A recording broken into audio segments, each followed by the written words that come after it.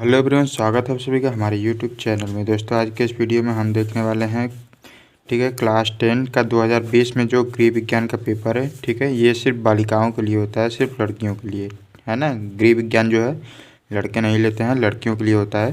तो 2020 में जो क्वेश्चन पूछे गए हैं उसको हम डिस्कस करेंगे और जानेंगे कि किस प्रकार से क्वेश्चन पूछे जाते हैं। ठीक है, देखिए, ये क्वेश्चन पेपर आपका 3 घंटे 15 मिनट का होगा और ये 70 नंबर का होगा। ठीक है, और जो 30 नंबर होगा वो आपका प्रैक्टिकल पर, ठीक है, प्रैक्टिकल जो आपके कॉलेज पर लिया जाएगा वो प्रैक्टिकल पर 30 नंबर आपको मिलेगा। और 70 नंबर का ये बोर्ड का पेपर होता है, जो कि पूरा मिलाकर जो है आपका 100 नंबर का एक पेपर होता है। ठीक है, इसके कुछ निर्देश पढ़ देते हैं। देखिए, प्रारंभ के 15 मिनट परीक्षार्थियों को प्रश्न पत्र पढ़ने के लिए निर्धारित है। यानी कि आपको ये जो 3 घंटा और 15 मिनट का समय मिला हुआ है, इसमें 15 मिनट आपको क्वेश्चन पेपर पढ़ने के लिए दे दिया जाएगा। ठीक है, और जो 3 घंटा बचता है, 3 घंटे में आपको इस पेपर को हल करना है, यानी कि इसमें का क्वेश्चन आंसर देना है आपको। ठीक है, 3 घंटे में। और उसके बाद यहाँ पर कुछ निर्देश दिए हुए हैं, देख लीजिए। सभी प्रश्न अनिवार्य हैं, मतलब कि सभी प्रश्नों को करना है। प्रश्न पत्र में बहुविकल्पी, अति लघु उत्तरीय और लघु उत्तरीय और दीर्घ उत्तरीय 4 प्रकार के प्रश्न हैं। ठीक है, उनके उत्तर हेतु निर्देश प्रत्येक प्रश्न के पहले दिए गए हैं। ठीक है, यानी कि उनका जो आंसर है वो किस प्रकार से देना है, हर प्रश्न के पहले जो है लिखा हुआ है। ठीक है, आगे देख लेते हैं किस प्रकार का क्वेश्चन है। ठीक है, यहाँ पर देख सकते हैं प्रश्न संख्या 1 और 2 बहुविकल्पीय है। ठीक है, चलिए क्वेश्चन से स्टार्ट करते हैं। ये सब तो आप लोग पढ़ लेंगे। देखिए, स्कर्वी रोग किस विटामिन की कमी से होता है, ये आपको इसमें बताना है। ये 4 जो है विकल्प दिए गए हैं, जो भी सही है वो लिखना है। ठीक है, यहाँ पर देखिए, एक बात आप लोग ध्यान दीजिएगा कि कई बच्चे क्या करते हैं कि प्रश्न को लिखेंगे, फिर उत्तर को लिखेंगे और उसके बाद क्या करेंगे, जैसे ये सही है तो इस पर टिक लगा देंगे। ठीक है, तो ऐसा नहीं करना है। ठीक है, आपको देखिए किस प्रकार से लिखना है कि उत्तर संख्या 1, जैसे 1 है, 1 का क है तो उत्तर संख्या 1 क। ठीक है, 1 ऐसे ब्रैकेट में क लिख देंगे, है ना। और बस यही लिखना है। विटामिन सी इसका सही आंसर है। ठीक है, तो बस यही लिखना है। ठीक है, इन सब से कोई मतलब नहीं है। ठीक है, तो बोर्ड परीक्षा में आप लोग अपना समय जो है बचा कर रखे रहिएगा, काम में आता है जब आप जो है दीर्घ उत्तरीय प्रश्न हल करेंगे उनके लिए। ठीक है, और धुलाई के लिए कौन सा जल उत्तम होता है, कौन सा जल उत्तम होता है, मृदु, कठोर, ठंडा, नर्म। ठीक है, तो मृदु ये गर्म है, तो मृदु जो जल होता है वो बहुत ही सॉफ्ट होता है, यानी कि बहुत मुलायम होता है। तो मृदु जल जो है ज़्यादा उत्तम होगा कपड़े की धुलाई के लिए। और अगर कठोर जल लेते हैं या ठंडा जल लेते हैं तो इससे जो कपड़े में नमी है या जो रूखापन है वो आ जाता है। रूखापन की वजह से इनसे जो है कपड़े नहीं धोना चाहिए, लेकिन जनरली हम जो है ठंडे पानी से ही धोते हैं तो कोई बात नहीं है। ठीक है, लेकिन क्या है, अगर आपको कपड़े को अच्छे से चलाना है तो मृदु यानी कि जो है कोमल जल से धोना चाहिए। ठीक है, और गर्म जल से धोएंगे तो अगर ऊनी वस्त्र है तो वो खराब हो जाता है। ठीक है, और अगला क्वेश्चन क्या है, मानव कंकाल में कितनी अस्थियां होती हैं। ठीक है, तो ये कितनी होती हैं, 206। ठीक है, बस यही लिखना है ना। और आगे देख लेते हैं क्या है। आगे है, एक सामान्य व्यक्ति का तापक्रम होता है, कितना होता है, 98 डिग्री फ़ारेनहाइट। ठीक है, अगर डिग्री सेल्सियस में पूछे तो 36 डिग्री सेल्सियस होता है ना, और फ़ारेनहाइट में 98 डिग्री फ़ारेनहाइट। ठीक है, और अगला क्वेश्चन देखिए क्या है, भोपाल दुर्घटना किसका उदाहरण है, वायु प्रदूषण का, जल प्रदूषण का, ध्वनि प्रदूषण, मृदा प्रदूषण। ठीक है, देखिए जो भोपाल की दुर्घटना थी वो क्या थी, वो गैस लीक। ठीक है, गैस जो लीक किया था, यानी कि गैस जब लीक करेगा तो गैस से किसको कौन सा प्रदूषित होगा, वायु, है ना। गैस तो वायु में ही जाकर मिलेगा, जल में तो मिलेगा नहीं। ध्वनि इससे कोई मतलब तो है नहीं, या मृदा से कोई मतलब तो है नहीं। तो जो गैस है वो वायु को ही प्रदूषण करेगा। तो गैस लीक जो भोपाल की दुर्घटना थी उससे वायु प्रदूषण हुआ था। ठीक है, चेहरे में कुल कितनी हड्डियां होती है, ये देखिए इस समय याद नहीं है। ठीक है, तो इसको आप लोग देख लीजिएगा जो भी सही होगा इसमें से, इन चारों में से। ठीक है, ऊर्जा का प्रमुख साधन क्या है, कार्बोहाइड्रेट। ठीक है, सबसे ज़्यादा ऊर्जा कार्बोहाइड्रेट से ही मिलता है। ठीक है, जनरली देखिए जो हम लोग जैसे कोई खेल वाला बच्चा है, ठीक है, जो फिजिकल एक्टिविटी करते हैं या खेल कूद वाले बच्चे होते हैं उनको जो है ग्लूकोज दिया जाता है, ठीक है। ग्लूकोज इनमें जो है कार्बोहाइड्रेट की मात्रा बहुत ही ज़्यादा होती है। तो ग्लूकोज क्या करते हैं, ग्लूकोज जब कोई भी खिलाड़ी खाता है तो उसमें जो है अचानक से बहुत सारी ऊर्जा आ जाती है, ठीक है। फिर से वह दौड़ने के लिए या खेल कूद के लिए फिर से वह तैयार हो जाता है, ठीक है। तो ग्लूकोज में बहुत ज़्यादा ऊर्जा होती है। और कार्बोहाइड्रेट जो है अगर खाने में बात करें तो सबसे ज़्यादा जो है आलू में, ठीक है, आलू में कार्बोहाइड्रेट सबसे ज़्यादा होता है, ठीक है। सबसे ज़्यादा तो वैसे चावल में भी होता है, लेकिन हम क्या करते हैं जनरली चावल को धो देते हैं तो इसका जो कार्बोहाइड्रेट है वह नुकसान हो जाता है, ठीक है। तो उसके बाद जो है आलू में ही सबसे ज़्यादा कार्बोहाइड्रेट होता है, ठीक है। अब आगे देख लेते हैं क्या है। नील का प्रयोग किन वस्त्रों के लिए किया जाता है, ठीक है। ये सिंपल सा क्वेश्चन है। सफ़ेद सूती वस्त्रों के लिए नील का प्रयोग किया जाता है, ठीक है। और देखिए ये दो प्रश्न तो हो गए, ठीक है। तीसरा प्रश्न देखिए क्या इसमें करना है। इसमें देखिए निर्देश पहले, सबसे पहले निर्देश जरूर पढ़िएगा।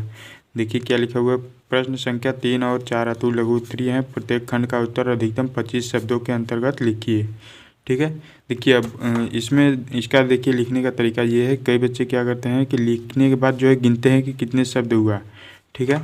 तो ऐसे गिनना नहीं है, इसमें आपका बहुत ही ज़्यादा समय लगेगा, ठीक है। तो जैसे कि आप एक लाइन में अगर 5 या 6 शब्द लिखते हैं तो मान के चलिए कि 5 शब्द अगर आप लिखते हैं तो 5 लाइन लिख दीजिए, उसी में एक दो शब्द जो है कम या ज़्यादा हो सकता है, इससे कोई मतलब नहीं है, ठीक है।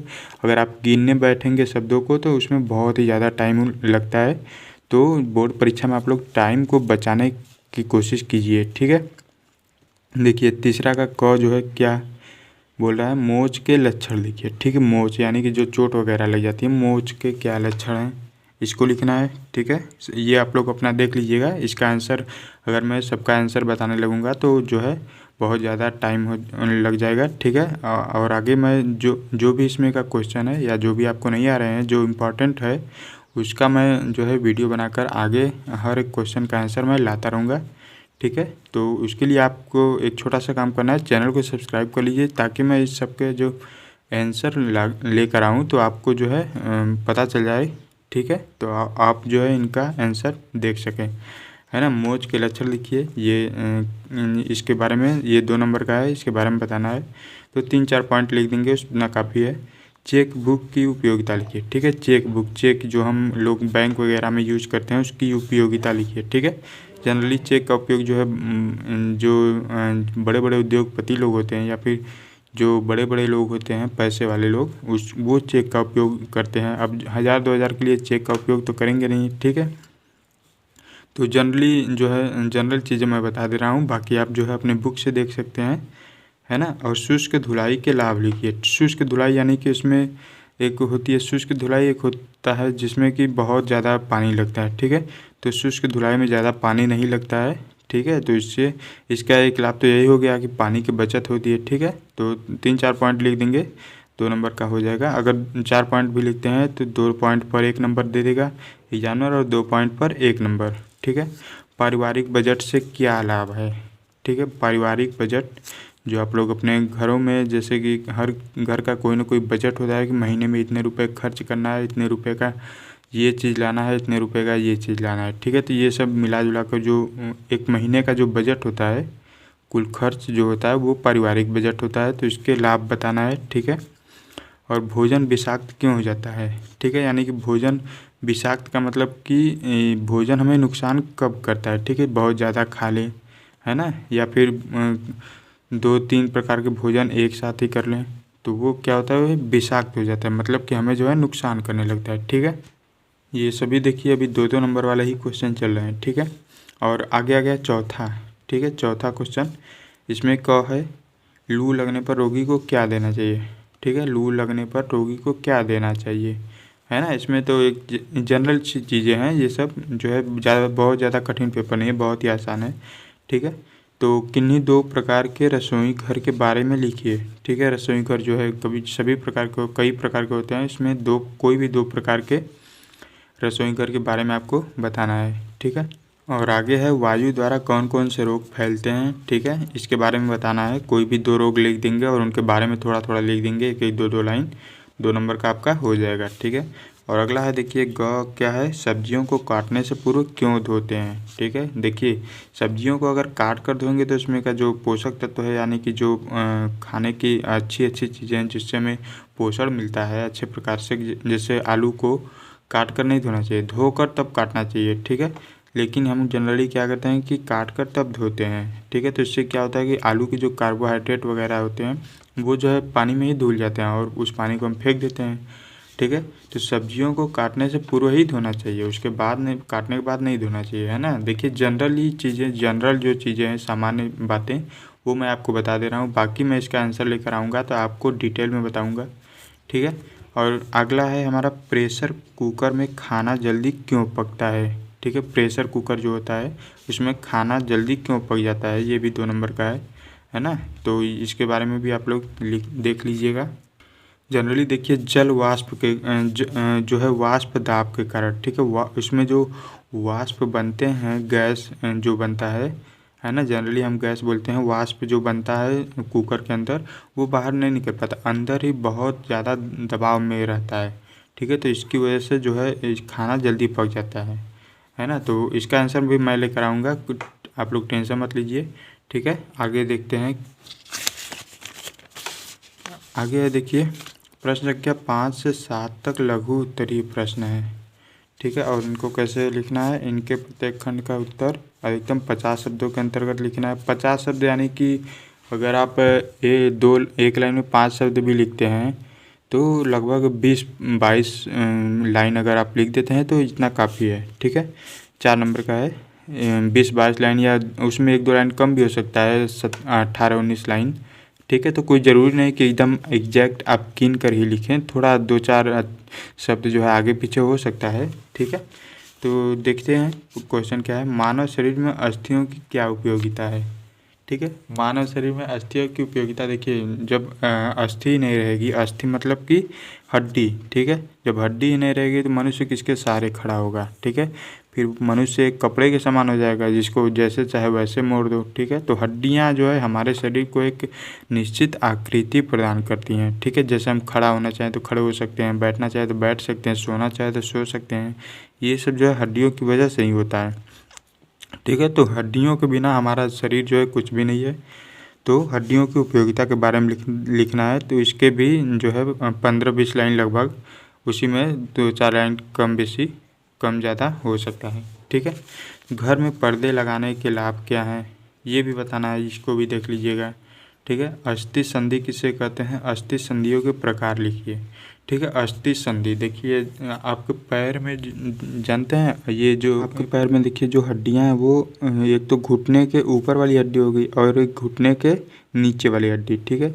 तो ये घुटना जो होता है ये संधि होता है, संधि यानी कि जोड़ने का काम करता है 2 हड्डियों को, ठीक है।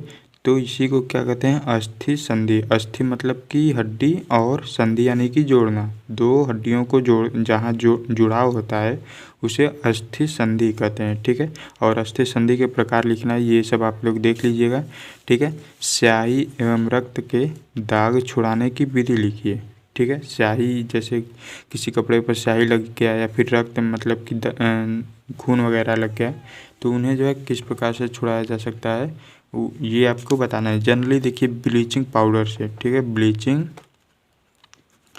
पाउडर से जो होता है वो छूट जाता है, ठीक है। तो ब्लीचिंग पाउडर के बारे में ही लिख सकते हैं आप लोग, उससे कोई दिक्कत नहीं है, ठीक है।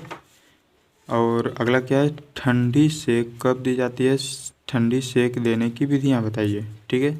जैसे आप लोग देखिए जानते होंगे मिल्क शेक, मिल्क शेक यानी कि एक दूध का जो एक जूस जैसा होता है, ठीक है, उसको गिलास में या तो आप ठंडा दे सकते हैं या तो गर्म करके दे सकते हैं, ठीक है। तो जो दूध के साथ जो जूस दिया जाता है वो मिल्क के शेक हो गया, मिल्क यानी कि दूध, शेक यानी कि आप बोल सकते हैं जूस, ठीक है। तो ठंडी जूस कब दी जाती है और यह ठंडी शेक देने की विधियाँ बताइए, कौन कौन सी विधियाँ हैं ये आपको बताना है, ठीक है। अगला क्वेश्चन क्या है, प्राकृतिक एवं कृत्रिम श्वसन क्रियाओं में अंतर स्पष्ट कीजिए, ठीक है।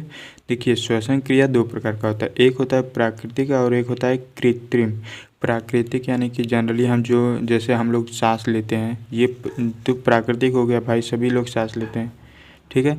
और जैसे कि अभी देखिए अब 2020 में क्या चल रहा है, कोरोना वायरस चल रहा है, ठीक है। कोरोना की वजह से देखिए जो बुज़ुर्ग लोग होते हैं उनको अगर किसी को कोरोना हो गया तो उनको क्या होता है, वेंटिलेटर की ज़रूरत होती है, ठीक है। एक शब्द आता है वेंटिलेटर, ये एक मशीन होता है, ठीक है।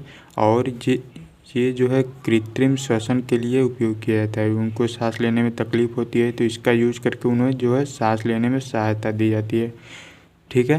तो प्राकृतिक श्वसन और कृत्रिम श्वसन ये आप लोग देख लीजिएगा, ठीक है। और जल के कार्य लिखिए, जल के बहुत सारे कार्य आप लोग लिख देंगे, एकदम जनरल सी चीज़ें, पीने के लिए, किसानों की खेती के लिए, ठीक है। और भी बहुत सारे उपयोग हैं, आप लोग जितना देखिए इसमें क्या होता है कि आपको जितना भी पता है ना, जिस सब देखिए बहुत ही ज़्यादा हार्ड क्वेश्चन है ये, एकदम सिंपल सिंपल सा क्वेश्चन है।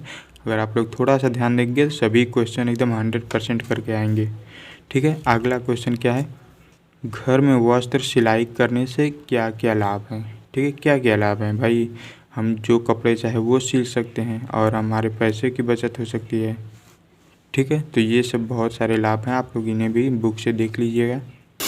यहाँ पर एक बात आप लोग देख रहे हैं, ये बीच बीच में देखिए अथवा लगा हुआ है, ठीक है। या तो इसको करना है या तो इसको, दोनों में से एक ही करना है। अगर आप सोचेंगे कि ये दोनों क्वेश्चन आपको आ रहा है, दोनों कर देंगे तो दोनों पर नंबर मिल जाएगा, तो ये कभी नहीं होगा, ठीक है। 4 नंबर का ये भी है, 4 नंबर का ये भी, 4 नंबर का ये भी है और 4 नंबर का ये भी है ना। तो दोनों में से एक ही करेंगे तभी 4 नंबर मिलेंगे, नहीं तो जो है दोनों में से अगर दोनों करेंगे तो आपका एक तो वो एग्जामिनर जो है चेक ही नहीं करेगा, वो आपको बस एक पर ही नंबर देगा, दोनों पर कभी नहीं देगा, ठीक है। चलिए अगला क्वेश्चन देखते हैं। अगला क्वेश्चन है, देखिए बजट बनाने का मुख्य उद्देश्य क्या है, ठीक है। बजट बनाने कोई भी, जैसे कि घर का बजट या फिर कोई भी गृह मंत्री का जो बजट होता है ना। तो बजट बनाने का क्या उद्देश्य होता है कि भाई जैसे कि अगर 50 रुपये का हमारे पास बजट है, हमारे अपने घर में जो है 50 रुपये का बजट है महीने का, मान लीजिए एक दिन का, ठीक है। महीने का तो नहीं हो सकता, एक दिन का अगर 50 रुपये का बजट है तो 50 रुपये का बजट में हर चीज़ जो है आपके दिमाग में होना चाहिए कि मुझे 10 रुपये का ये चीज़ खरीदना है, 12 रुपये का ये चीज़ खरीदना है, 14 रुपये का ये चीज़ खरीदना है या 20 रुपये का ये चीज़ खरीदना है, ठीक है। यानी कि रोज़ की जो प्रॉब्लम है, जैसे कि 10 रुपये का सब्ज़ी खरीदना है, 12 रुपये का जो है आपको नमक खरीदना है या कुछ भी, मतलब एक जनरल चीज़ मैं आपको बता रहा हूँ, ठीक है। तो इनका जो बंटवारा है वो ठीक तरीके से होना चाहिए, इसीलिए जो है बजट बनाना जो है, बजट बनाने में बजट बनाने के बाद जो घरेलू खर्चे होते हैं वो एकदम परफेक्ट चलते हैं, ठीक है। तो और जैसे 10 रुपये हर रोज़ बचत करना है, ठीक है, तो 10 दिन में आप 100 रुपये बचा लेंगे, तो यही मकसद होता है बजट बनाने का, ठीक है। और अगला है प्रदूषण, पर्यावरण प्रदूषण के कारण लिखिए। पर्यावरण प्रदूषण किस प्रकार से हो रहा है आप लोग जानते ही हैं, आसानी से लिख देंगे। जैसे कि ध्वनि प्रदूषण हो गया, ध्वनि से भी पर्यावरण प्रदूषण होता है, और धूल गर्दा वगैरह है ना।